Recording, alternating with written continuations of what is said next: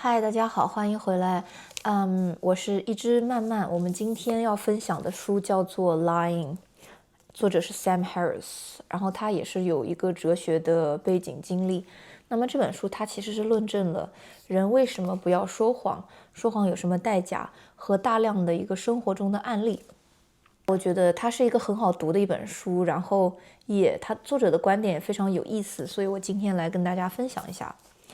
首先呢，他認為white lies 就是善意的謊言裡面分為虛偽的鼓勵 false encouragement 和一個 medical deception 就是關於病情的一個隱瞞和欺騙。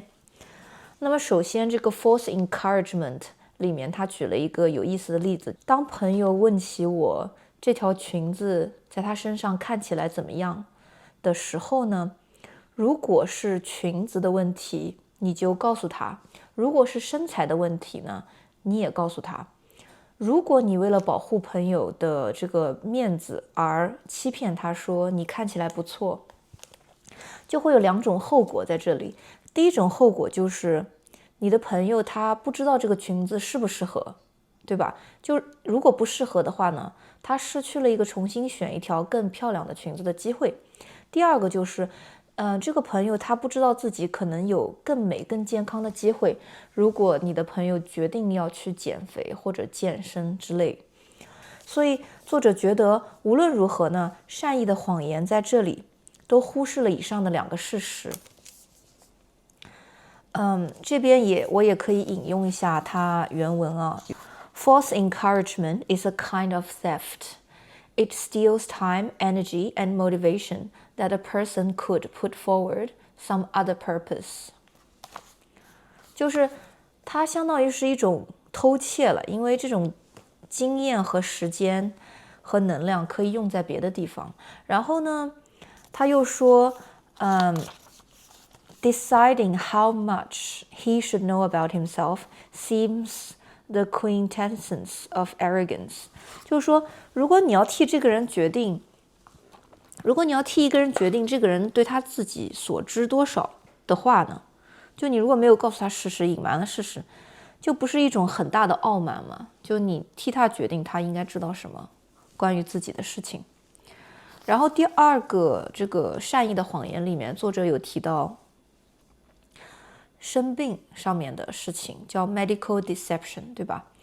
那麼患者的家屬可能會選擇隱瞞患者他的病情，而患者如果知道自己病情，然後很多人他會覺得害怕家裡面的人受到打擊，然後他也會隱瞞病情，對吧？這種相互的隱瞞，家人就有可能會失去一個團結在一起的這個機會，也有可能永遠失去了他們想對對方說一些真話的機會，對吧？那麼作者其實他徵集了讀者的一些親身的經歷，他也邀請他們寫信描述在自己身上發生了什麼事和他們有什麼感受。這邊我也讀一段我覺得非常有感觸的話。I felt sadness that we hadn't come together as a family to face her illness and support each other. I think she deprived herself of the opportunity to have a closer relationship with her mother. 就是這個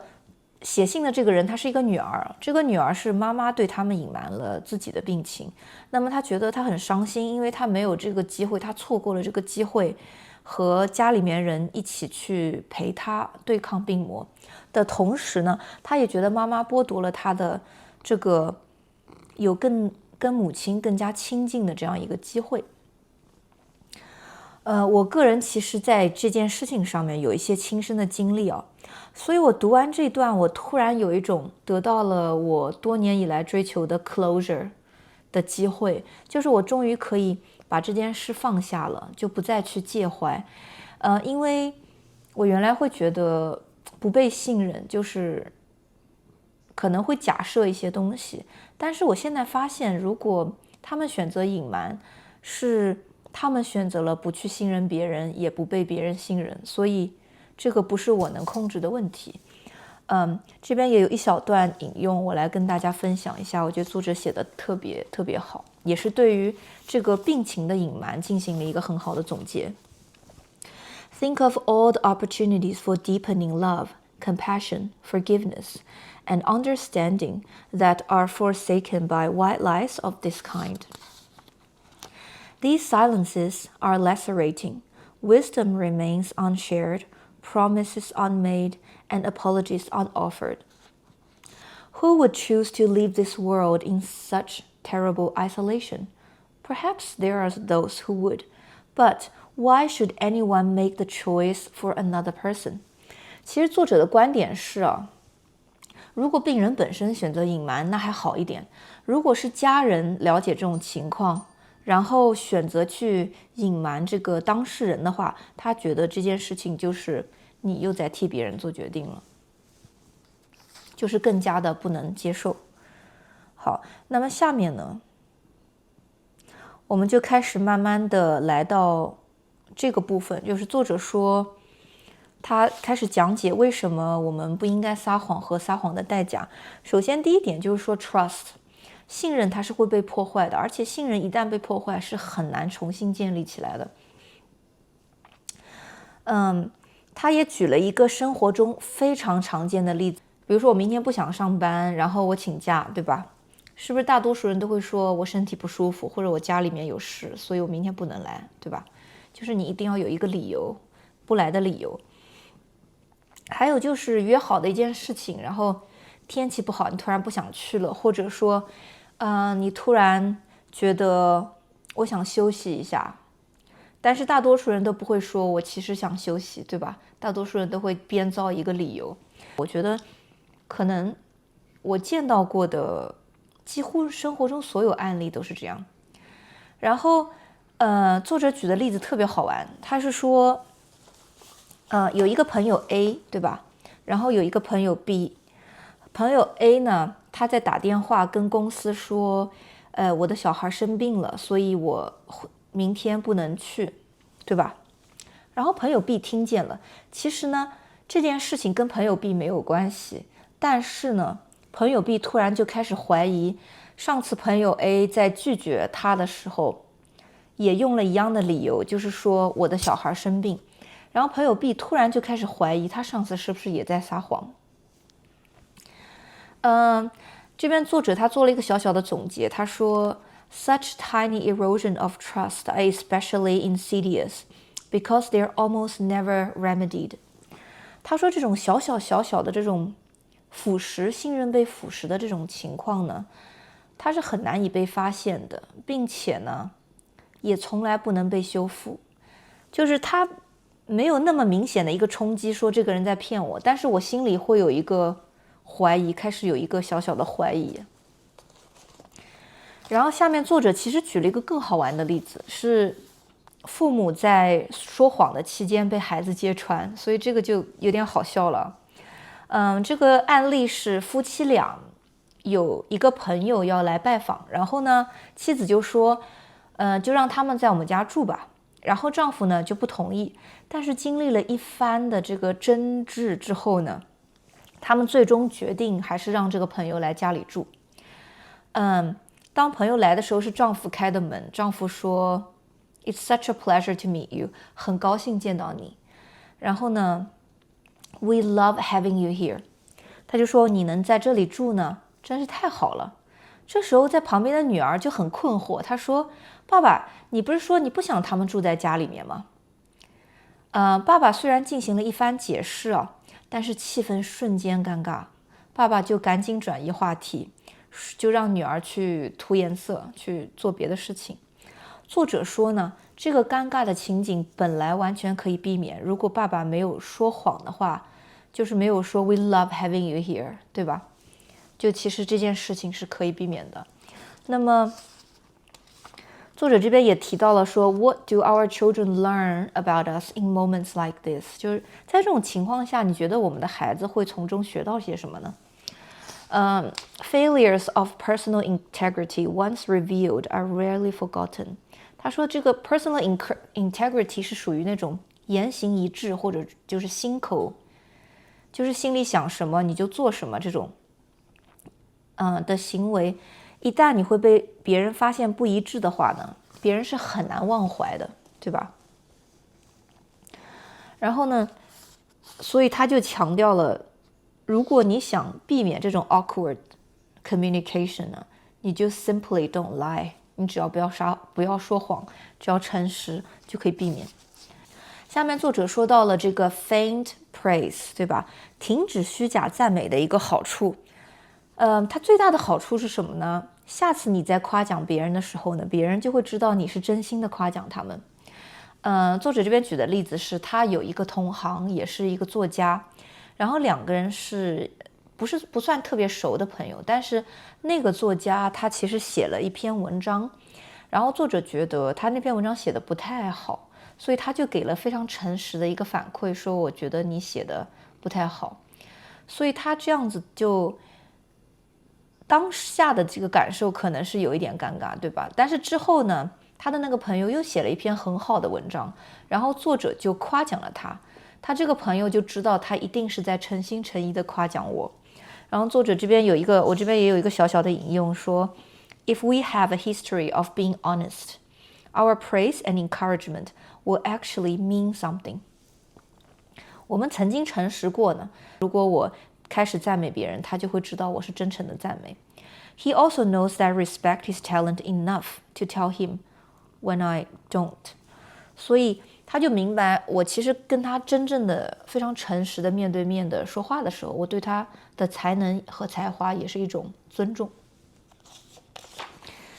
那麼下面就提到，作者就說他不得不提到的一件事是秘密這件事情 ，secrets， 对吧？因為我們個人都有一些不想跟別人去分享的內容，或者說你有沒有經歷過別人告訴你一個秘密，然後說你千萬不要跟別人說，這種情況其實也挺常見的，對不對？那麼作者認為啊，你在承諾幫他人保密的這件事情，你在做出承諾的時候，相當於你是讓未來的自己需要在說謊和揭示秘密之間做一個兩難的選擇了。但是呢，就作者的觀念是你最好就不要做這個承諾。然后作者舉的一個有意思的例子呢，是幫他人保密這件事啊。這個例子中的人叫 Gina， 她是一對夫妻的朋友，然後 Gina 其實是相當於朋友的朋友了，所以她不是一個很親近的朋友。這個丈夫呢，其實出軌了，然後 Gina 是無意中知道的。Gina 是等於他們倆的共同好友告訴 Gina 說，她這個丈夫其實出軌了，但是你千萬不要告訴別人。所以呢 ，Gina 每次去見這對夫妻的時候，他們經常會有公司活動嘛。每次去見他們的時候，他都很尷尬。他說：“我到底要不要告訴妻子呢？告訴他的話呢，他就違背了當時他做出的承諾，說要保密，對吧？但是他如果不告訴他呢，他又覺得他的良心又很不安，所以他每次去遇見這兩個人，他都要進行一個很瘋狂的內耗，在這個道德兩難裡面，就是反覆的左右搖擺。”所以最後他不得不選擇去遠離這對夫妻，這樣他就不用在這個兩難的選擇裡反覆的內耗了。所以作者就說，However, it's worth noting that many secrets can put us in a position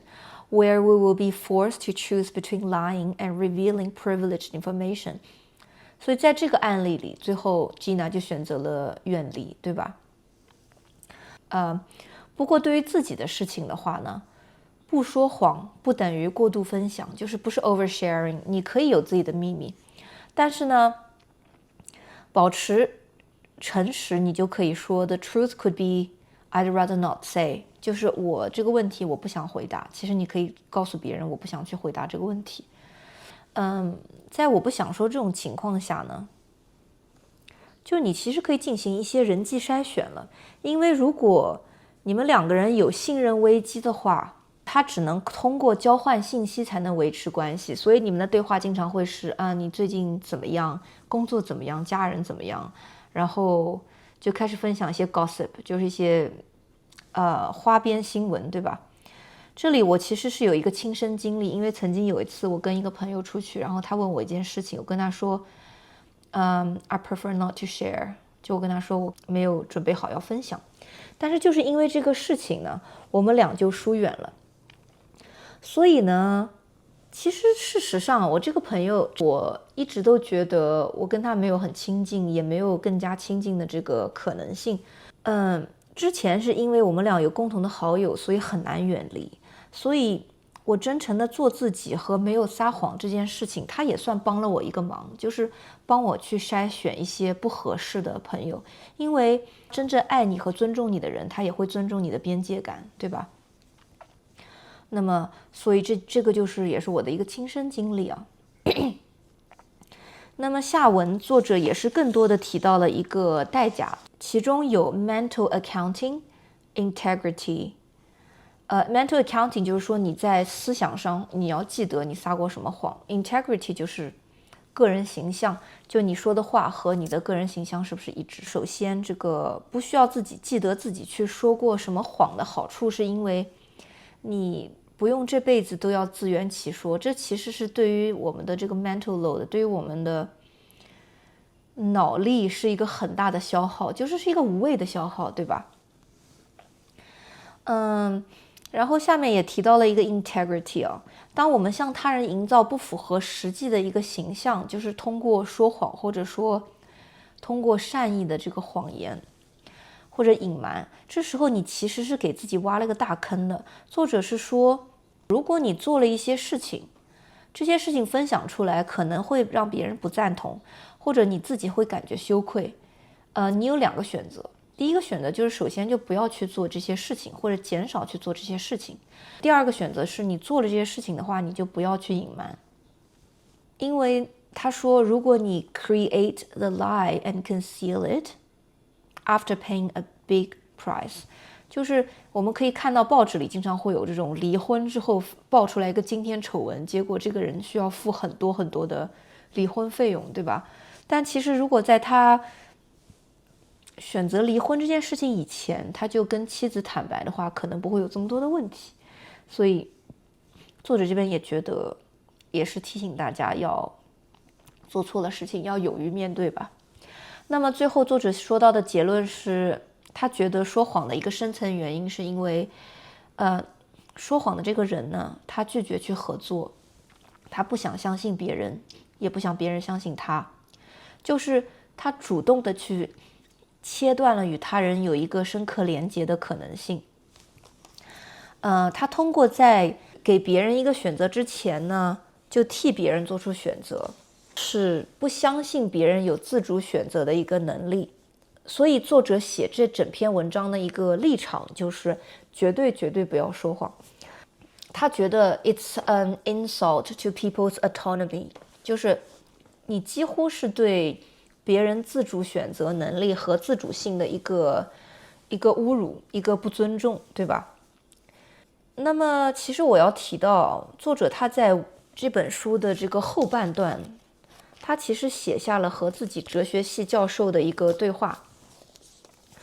那麼很有意思的是，哲學系的教授其實並不完全同意作者的觀點啊，因為作者他本人是一個極端的誠實主義，他覺得我就絕對不可以撒謊。但是教授是認為我們真實生活中的這個人際關係，它是有一個複雜性的，而且經常我們在說實話之後會有一個相應的後果，所以教授他認為不說謊更多的是作為一種行事的原則和行動的指南。但是呢，這個行動指南是不能夠100%的涵蓋生活中的各種危險的場景和需要承擔巨大後果的情況。而且他覺得人呢，不是一個純邏輯的動物，就是我們不是一個純理性的動物，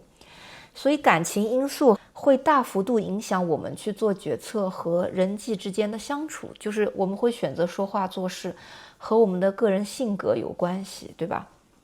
下面就可能結合我個人的一個情況吧，我覺得在人情社會裡面，想要保持完全的誠實是一件非常困難的事情。